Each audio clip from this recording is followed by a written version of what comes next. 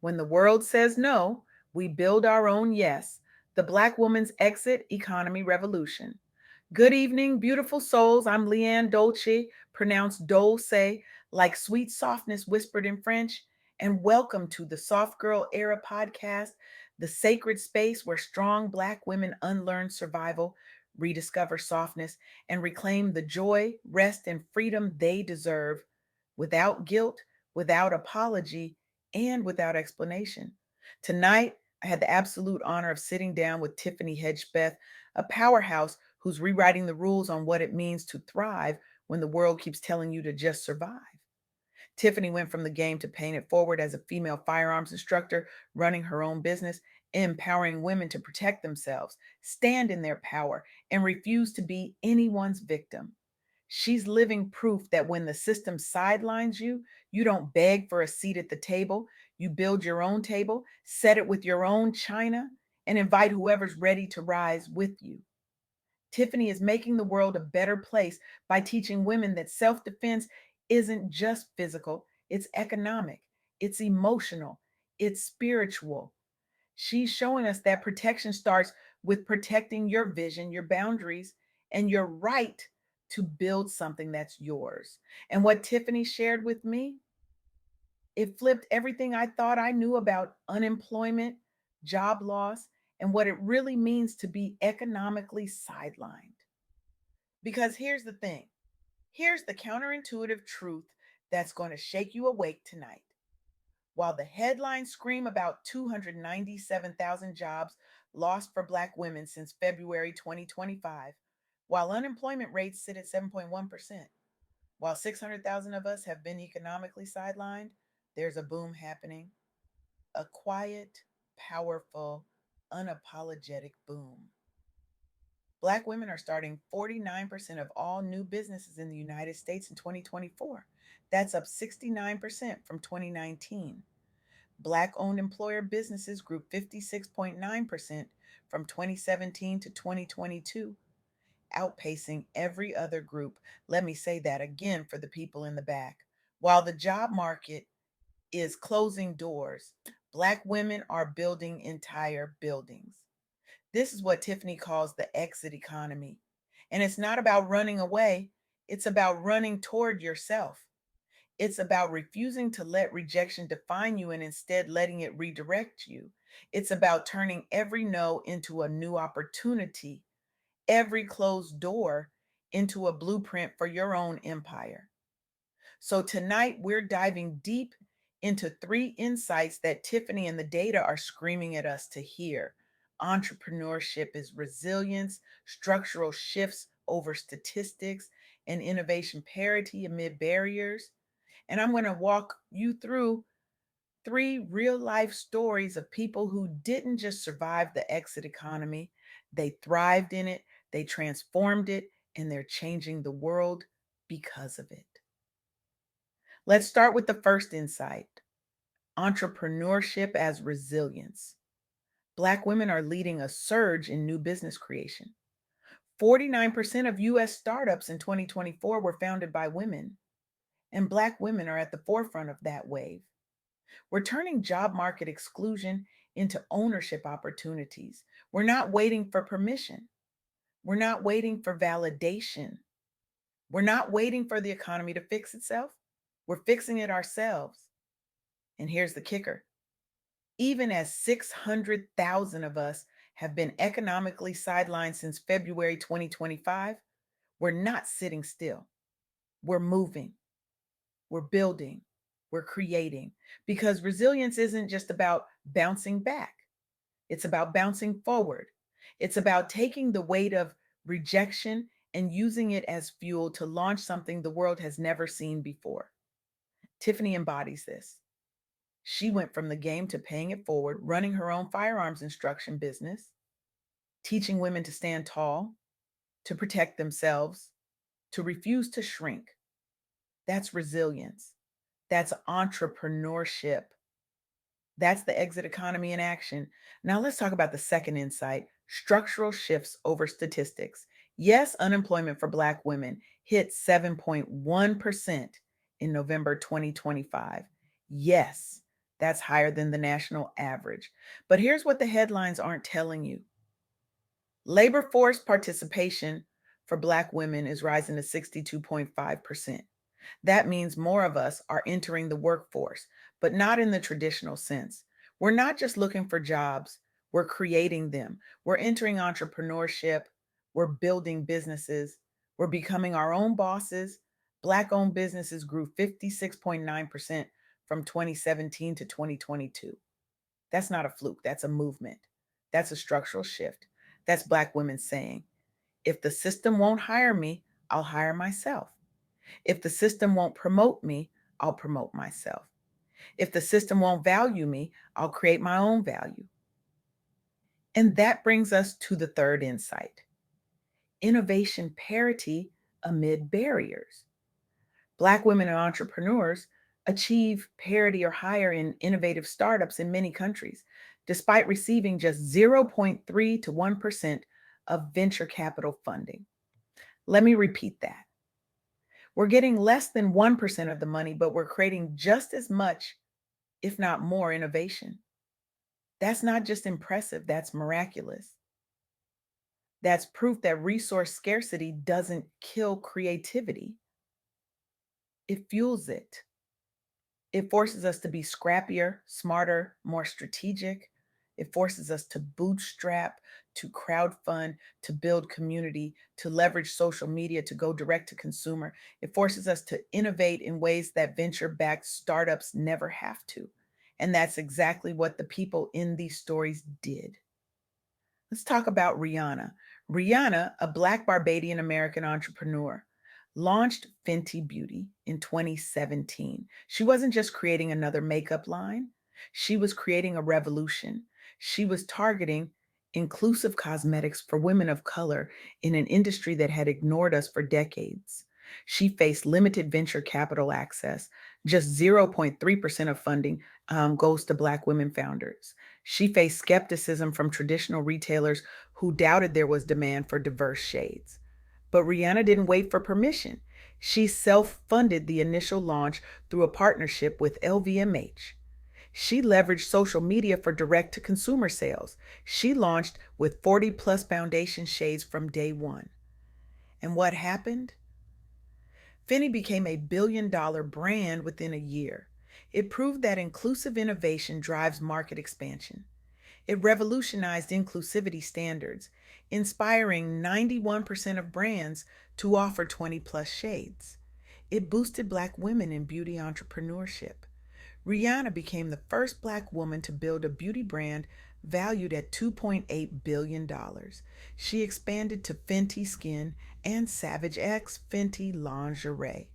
Rihanna faced early career barriers in music, but built a personal brand through authenticity, entering beauty after recognizing gaps in products for darker skin tones during her own experiences. She turned exclusion into $1 billion self determination. That's the exit economy. That's entrepreneurship as resilience. That's what happens when you refuse to let the system define your worth. Now let's talk about Tristan Walker. Tristan Walker founded Walker and Company, which was later acquired by Procter and Gamble. He created Bevel grooming products in 2014 for Black men's unique hair and skin needs, and later expanded to women's lines. He faced the same barriers. Black founders received less than 1% of venture capital. He faced initial funding rejections because investors saw his market as too niche, too risky. But Tristan bootstrapped with angel investors. He focused on e commerce and subscription models. He used data driven inclusivity to scale. And what happened? Walker and Company grew to over $10 million in revenue before the acquisition. It set standards for culturally competent grooming. Procter and Gamble acquired it in 2018. Tristan launched Formulate for custom women's hair care, serving millions. He elevated Black-owned consumer packaged goods brands, influencing over $500 million in inclusive grooming investments and contributing to higher Black business growth rates. Tristan left Silicon Valley roles after personal struggles, finding suitable products, pivoting from tech to consumer goods in 2013. He exemplifies the 56.9% growth in black employer firms. He turned job market barriers into niche innovation. He empowered professionals. He built something that the market didn't even know it needed until he showed them. And finally, let's talk about Melissa Butler.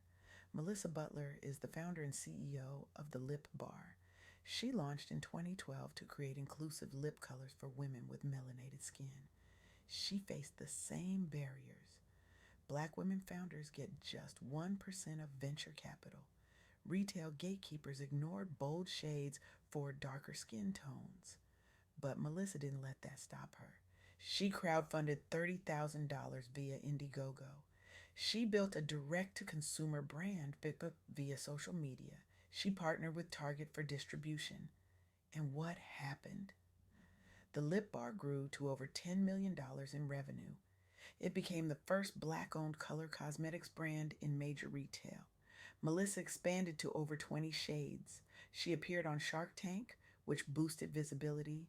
She paved the way for black beauty brands, contributing to the 49% of women led startups and over $1 billion in diverse cosmetic sales.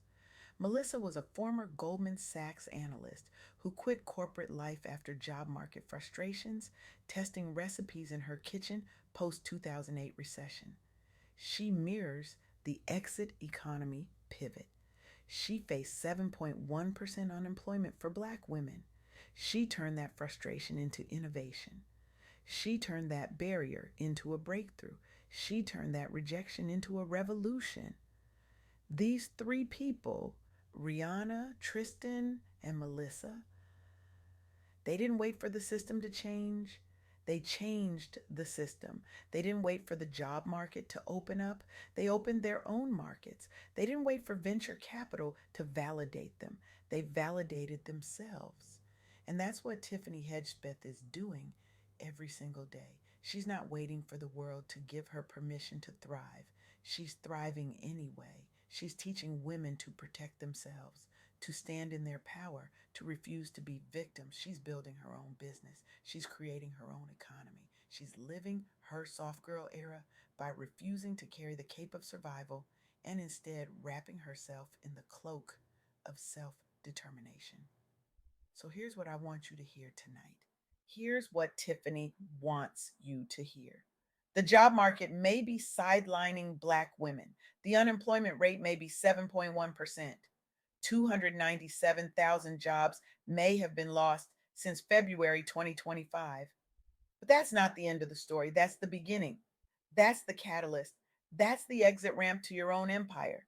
Because entrepreneurship isn't just about starting a business, it's about reclaiming your power. It's about redefining success on your own terms. It's about refusing to let anyone else write your story. It's about turning every barrier into a breakthrough, every rejection into a redirection, every closed door into a blueprint for your own building. And here's the truth that Tiffany and these stories are screaming at us. You don't need venture capital to validate your vision. You don't need a corporate job to prove your worth. You don't need anyone's permission to build your own empire. You just need to start. You just need to take that first step. You just need to believe that you are enough, that your idea is enough, that your vision is enough. Research from the Global Entrepreneurship Monitor shows women starting new businesses at rates close to men, with upticks in 19 countries while US. Women founded 49% of new businesses in 2024. Black owned employer businesses grew 56.9% from 2017 to 2022, leading all groups. This isn't just data, this is a declaration. This is a movement. This is proof that we're not waiting anymore. So here's my question for you. In a job market sidelining Black women, what if your next move isn't applying for a job, but building the business that hires you first? What's one barrier you'll transform into your breakthrough venture this week? Because the exit economy isn't about running away, it's about running towards yourself. It's about refusing to let the system define you and instead defining yourself. It's about turning survival into self determination, hustle into healing, and rejection into revolution. Tiffany Hedgspeth is doing it. Rihanna did it. Tristan did it. Melissa did it. And you can do it too. So drop the cape, sis.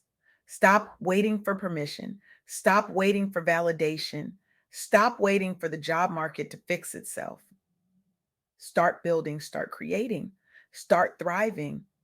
Because your soft girl era isn't about doing less, it's about doing what matters. It's about building something that's yours, something that reflects your values, something that changes the world. And when you do, when you take that leap, when you build that business, when you transform that barrier into your breakthrough, you're not just changing your life, you're changing the lives of every Black woman who comes after you.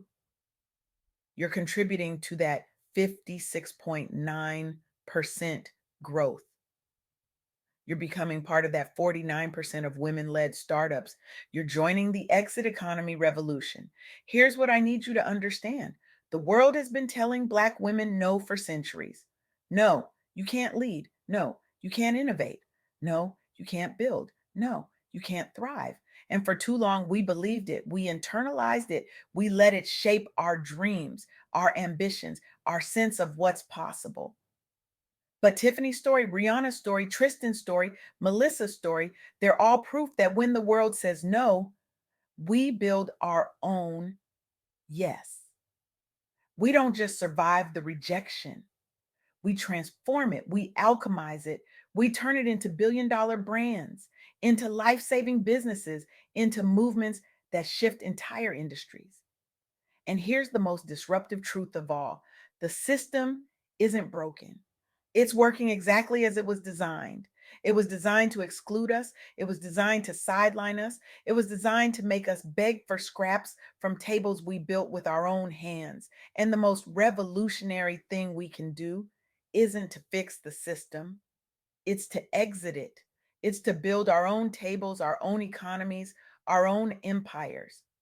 That's what the exit economy is. It's not a retreat, it's a revolution.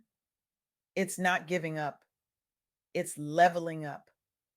It's not about being shut out, it's about building something so powerful, so undeniable, so transformative that the system has no choice but to recognize it. So here's your call to action. I don't want you to just think about this. I don't want you to just feel inspired. I want you to act. This week, I want you to identify one barrier in your life, one door that's been closed, one rejection that's been sitting heavy on your heart. And I want you to ask yourself, what if this isn't a dead end? What if this is a redirection? What if this is the universe pushing me toward something bigger, something better, something that's mine? And then I want you to take one action, just one. Write the business plan, research the market, register the LLC, create the Instagram account, film the first video, send the first email, take one step toward building your own yes. Because the world doesn't need more Black women begging for permission. The world needs more Black women building empires. The world needs more Tiffany's, more Rihanna's, more Tristan's, more Melissa's.